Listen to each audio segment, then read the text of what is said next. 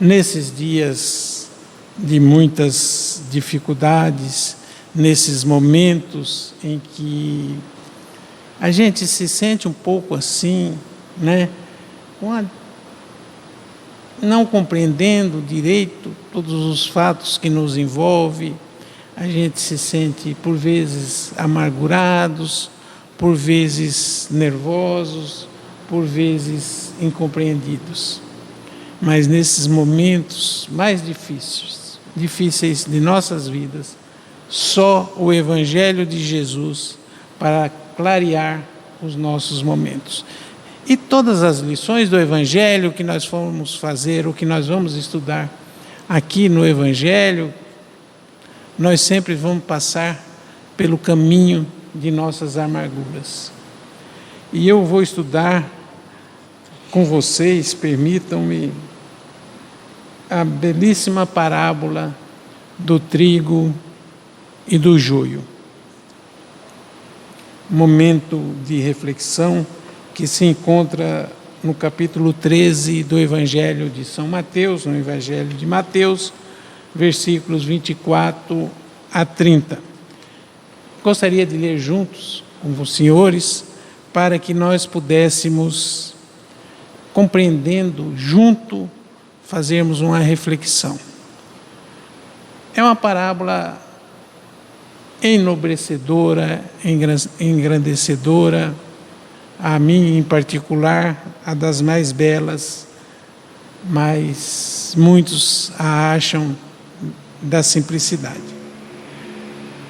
Propôs-lhe outra parábola dizendo: o reino dos céus é semelhante ao homem que semeia boa semente no seu campo.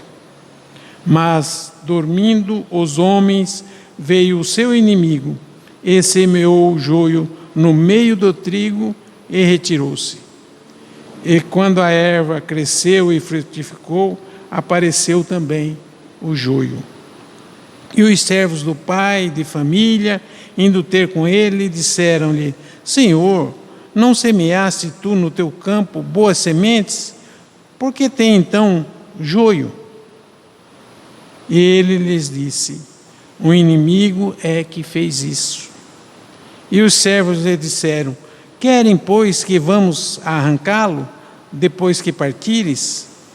Porém ele lhes disse: não, para que ao colher o joio não arranqueis também o trigo com ele. Deixai crescer ambos juntos até a ceifa, e por ocasião da ceifa direi aos ceifeiros: colhe primeiro o joio e atai-os em molhos para que o queimai, mas o trigo ajuntai-o no meu celeiro.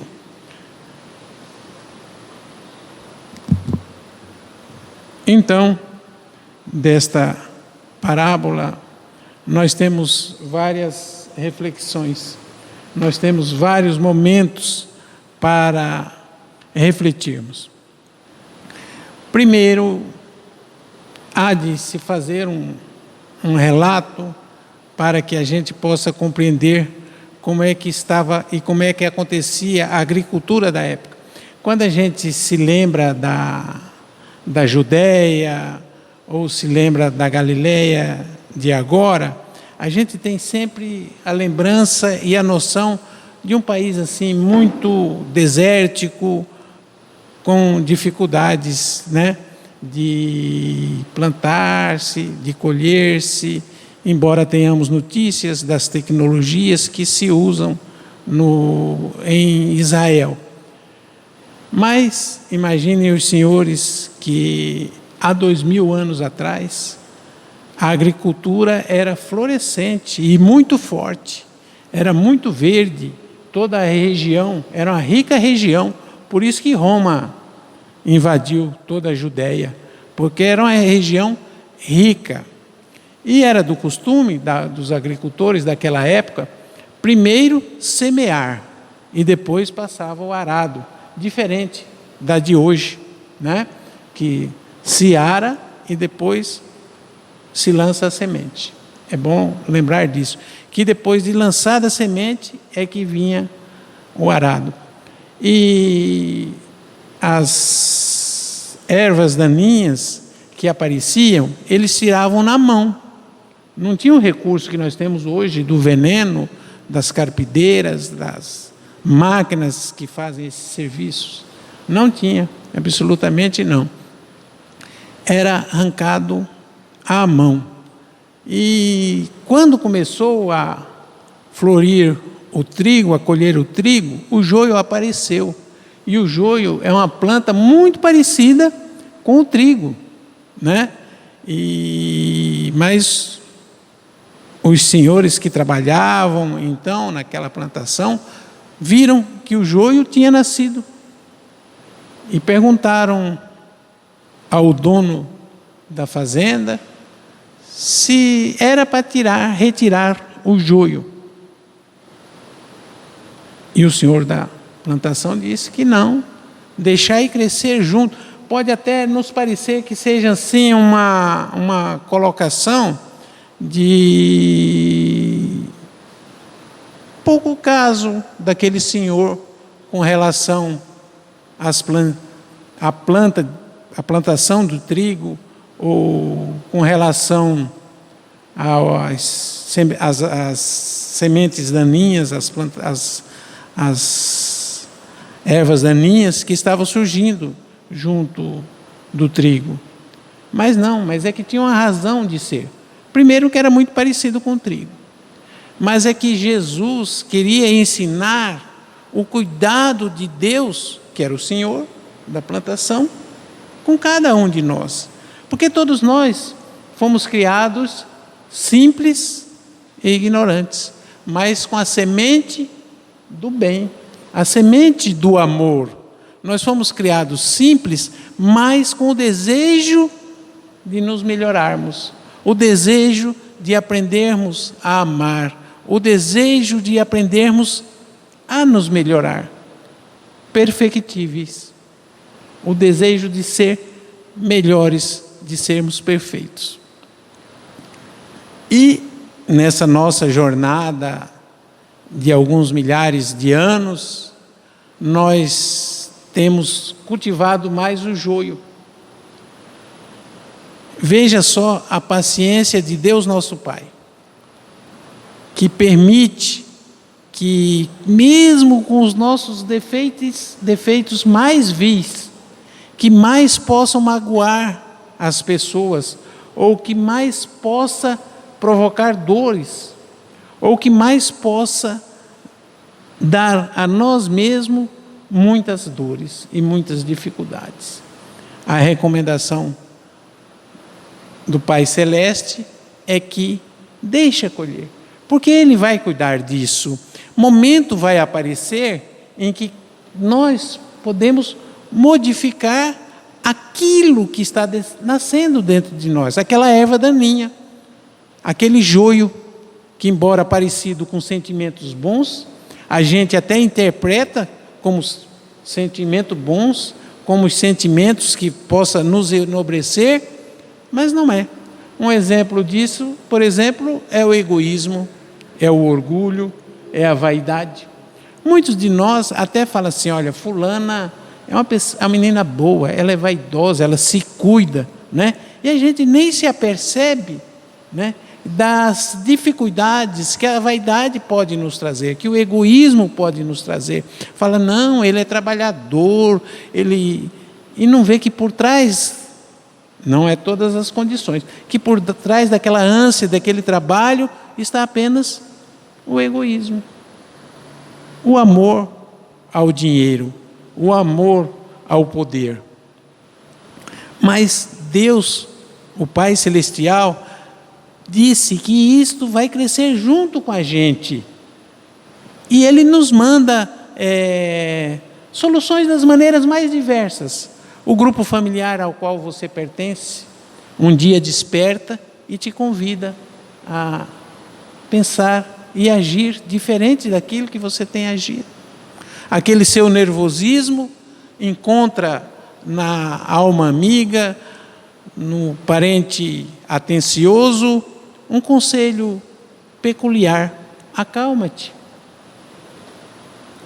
Ou, por outra, a nossa ganância de dinheiro, de arrecadarmos bens para a nossa vida, encontra em alguém que convive de uma amizade, que diz assim: tenha paciência, tudo vai melhorar, as coisas agora estão no princípio, e no princípio é assim mesmo, essas dificuldades vêm, aqueles momentos difíceis fazem parte da nossa vida, e você tira aquele joio com o conselho de um amigo.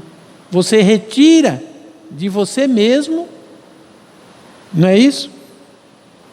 O erro que você estava cometendo. Ou seja, a paciência divina permite que a erva daninha cresça conosco, não para que nos prejudique, não para que nos atrapalhe o crescimento, mas porque Deus irá providenciar, o Pai Celeste irá providenciar uma maneira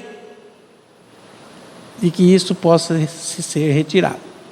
Ou por outra, nós podemos interpretar nesses momentos agora, em que, com certeza, tantos de nós aqui presentes, ou em nossas casas, temos conhecidos, amigos, parentes, que passaram pelo fenômeno da desencarnação, da morte, e sentindo o coração apertado, sentindo as dores das dores, sentindo o coração oprimido por corações oprimidos, sentindo a lágrima das lágrimas. Diante desses momentos, nós podemos apenas e tão somente enxergar, como tem sido sempre estudado aqui na nossa casa, que é um recurso divino para que nós possamos prestar contas de nossas vidas. Agora sim, talvez a colheita vai ser efetivada. Aquilo que você conseguiu transformar de joio a trigo, será em seu benefício. Agora, aquilo que você não conseguiu, é sua dívida. Aquela dificuldade com relacionamento que você teve, aquela dificuldade com o uso do dinheiro que você não conseguiu equilibrar, aquela dificuldade nos relacionamentos íntimos, nos relacionamentos familiares, de amigos, em que você por outra vez ou em alguns momentos se afastou. Chegará o momento da reflexão, mas cabe a cada um de nós, nesses momentos mais de dores, confiar. E isso é demonstrar a confiança, deixar e crescer ambos juntos, até a ceifa, a colheita, e por ocasião da colheita, direi, o amor celeste, aos ceifeiros: colhe primeiro o joio e atai-o em molhos para o queimar. Juntar em molhos para queimar. Ou seja, defeito da gente é juntada bastante em grandes molhos, bastante maneira. Nós não temos só um defeito, não, tem vários, tanto é que vai juntar em molhos. Bem, Jesus, com a sua recomendação para que o crescimento simultâneo do joio e do trigo, como nós já comentamos, não quis demonstrar senão a tolerância celeste de nosso Pai no quadro das experiências divinas. Jesus, o Mestre, nunca tirou a oportunidade de crescimento e a santificação do homem. E nesse sentido, o próprio mal, oriundo das paixões menos dignas, é pacientemente examinado por seu infinito amor, sem ser destruído de pronto. Então, são-nos ofertadas oportunidades de crescimento, mesmo que seja com as nossas dificuldades. Quem de nós não temos as nossas dificuldades? Mas cabe a cada um de nós agora refletirmos o que nós temos feito com a nossa dificuldade. O que nós temos feito com o nosso egoísmo? O que nós temos feito com a nossa ganância, com o nosso orgulho, com a nossa vaidade?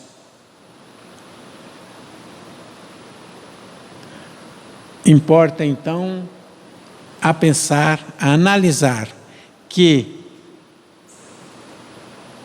o crescimento do joio junto com o crescimento do trigo, as nossas dificuldades morais com as nossas qualidades morais, não significa relaxamento do lavrador divino. Não significa relaxamento do Pai Celestial, que é o semeador, em nossas vidas. Significa que o nosso Pai Celestial, o semeador divino, Jesus, nunca perde a esperança da vitória do bem. E nós? Está certo que agora com a pandemia temos aprendido bastante coisa, né? Pelo menos lavar a mão, passar álcool na mão, tomar banho aqui, tomar banho ali, higiene. Alguns não têm aprendido, mas muitos de nós temos aprendido, né, Sueli? Lavar a mão, chegar dentro de casa, tirar o sapato para entrar em casa.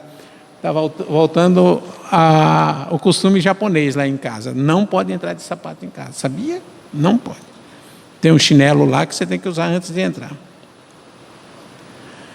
Mas Jesus nos aconselha, nos manda aplicar processos defensivos, não desses venenos que nós escutamos ouvimos falar, mas com base na iluminação da misericórdia. O tempo e a bênção do Senhor agem devagarinho e os propósitos inferiores são derrotados, sucumbem à vontade das virtudes que nós possamos conquistar. Podemos modificar a nossa vida? Podemos modificar a nossa maneira de ser? Podemos? Podemos. Está certo que a gente não deita hoje Ilson e amanhã acorda Chico Xavier, né? Dorme Márcio e acorda Divaldo Pereira Franco. Não, a gente vai crescendo gradativamente. Hoje, uma dor que provocamos aqui, um nervosismo ali, um cachorro que passa na nossa frente e a gente acaba atropelando, né? Uma coisa assim que vai acontecendo nas nossas vidas, não é? E a gente se sente assim, tão amargurado, tão dolorido, mas o tempo é a bênção de Deus em nossas vidas. O tempo. O homem comum ainda não dispõe de visão adequada para identificar a obra renovadora. Nós ainda não conseguimos enxergar a renovação dentro de nós. Muitos de nós temos dificuldade em saber. A gente até pergunta, eu pergunto assim, Sueli, será que eu melhorei, Sueli? Eu estou mais calmo? A Sueli fala, sei não, hein? A Sueli é muito sincera na confirmação dela. Então, a gente não consegue identificar as obras renovadoras que possam estar acontecendo dentro da gente. E nem na nossa sociedade, que agora com essa pandemia, você conversa com o espírita, ele fala assim, olha, a única certeza que eu tenho é que nós vamos sair melhor do que entramos nessa tal de pandemia. E é verdade. Essas doenças, essa aflição, essas dores, essas lágrimas. Olha, eu tenho... Está certo que eu já estou de idade também, os meus amigos já estão mais próximos, estão mais para lá do que para cá, como eu estou. Mas muitos amigos nossos têm desencarnados, outros a gente não tem nem notícia, de repente fala, não, já faleceu. E chega a notícia e nos pega assim tão desprevenido. Não que ser amigo do Wilson e da Sueli hoje em dia seja um risco, não é, Sueli? Mas tem muitos amigos nossos aí desencarnando com coronavírus ou problemas também relativos à condição do corpo físico. Muitas plantas espinhosas ou estéreis são modificadas em sua natureza essencial pelos filtros amorosos do administrador da seara, que usa afeições novas, situações diferentes, estímulos inesperados ou responsabilidades eternas que falem ao coração. Quer dizer, o que ele chamou aqui de administrador da seara, Jesus, né, usa de recursos que a gente nem imagina que possa chegar até nós, novas afeições, novas amizades, situações diferentes, estímulos inesperados que fazem com que a gente mude a rota que a gente está seguindo. De repente é um amigo que gosta muito de estudar e desperta na gente a alegria de estudar. Muitas vezes o fato de gostarmos de ler livros educativos vai ajudar algum amigo nosso a também gostar de ler livros espíritas, de educação moral. Entretanto, se chega à época da ceifa, depois do tempo da expectativa e observação. Faz então necessária a eliminação do joio em molhos. A colheita não é igual para todas as sementes da terra. Cada espécie tem seu dia e sua estação. Planta-se trigo no inverno, lá no Paraná, planta-se algodão aqui no Mato Grosso, no verão, soja no verão, milho, mas ao final, enfim, cada época tem a sua semente. Cada semente tem a sua época.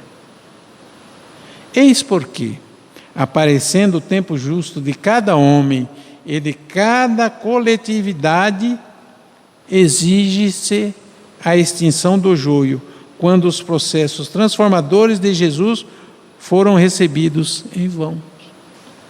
Quando tudo que nós aprendemos de Jesus, com tudo que aprendemos de Jesus, ainda somos violentos, factíveis de erros e tudo mais. Nesse instante, vemos a individualidade, cada um de nós, ou o povo, a se agitarem através de aflições e hecatombes diversas, em gritos de alarme e socorro, como se estivessem nas sombras de naufrágio inexorável. No entanto, verifica-se apenas a destruição de nossas aquisições ruinosas ou inúteis.